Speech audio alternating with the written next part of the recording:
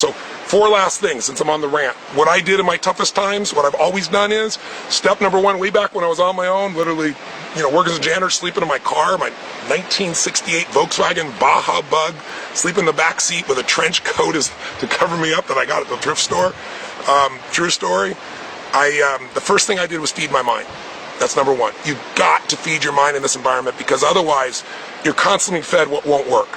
I mean, bad news sells, and there's plenty of bad news, so you don't have to fake it, right? What's wrong is always available, but so is what's right. And if you don't feed your mind, and the way I did it was I'd go to the library, because I'm ancient enough to remember times before the web, and I'd go to the library and I'd read biographies, and I'd read these great men and great women's lives, and I'd read the horrific things they went through, and I'd realize, holy cow, it wasn't that their life was so easy, or they were lucky, or they're so gifted. Their greatest gift was emotional fitness. Their greatest gift was this emotional strength they found inside themselves, and they grew as a result and contributed as a result. So I was constantly feeding my mind. I was constantly listening to, in those days, cassette tapes. That's how old I am. But today you can tap into that with me or anybody else all over the world, and feed your mind, because otherwise weeds grow automatically. Pain is automatic if you don't do something proactive.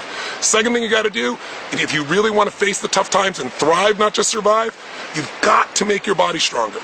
Because the body and the mind are connected. Fear is visceral. And when you do something explosive with your body, if you go for a sprint or a run, you haven't done it for years, or you go work out with weights and you push through that difficult time, just physically, that physical pump, that blood going through your body gives you that sense of strength and power and will. The mind and body can't be separated. And then thirdly, you got to find a role model and get a plan. And a role model just means throughout my life, all of my books, all of my audio programs are not because I'm so smart. It's either something I screwed up on and I figured it out, and then I teach people what I did to turn it around, or it's me saying who's been really successful in this area, their body, their mind, their business, their personal life, and they turn it around and they've kept success. What did they do? Because success leaves clues. So you got to have a role model who's made it so you see it's real. And right now in the economy we're in right now, there's so many people that are doing well, but you don't see those people, obviously. And so many people aren't, and it's ironic, as a society, what do? We take people that are addicted to drugs and we put them together in a drug rehab where they have no real models of people that live outside of that. We take people that are in terrible financial condition and we put them together with other people in terrible financial condition and wonder why they don't get better.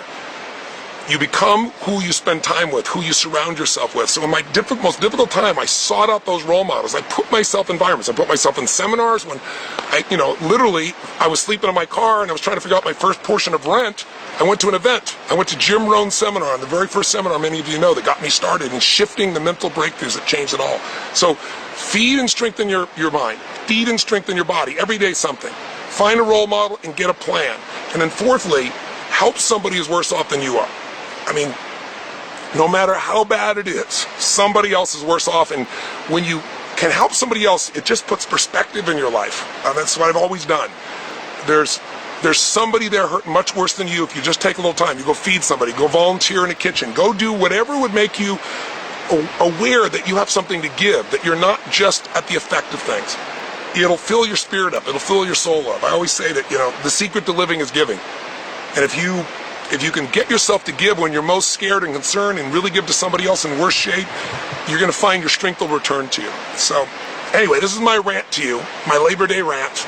I'm talking 100 miles an hour because I've just come out of being with all these entrepreneurs and I'm so touched and inspired because I know what they were like a couple of years ago. I know what they're like now. And the biggest difference has been this shift in their psychology. 80% of success is psychology, 20% is the mechanics of how to do it. You need both. But if you make a shift in your psychology, if you get that emotional fitness, if you'll create a compelling future, your life will change. Or maybe yours is perfect, but I bet it could always go to another level.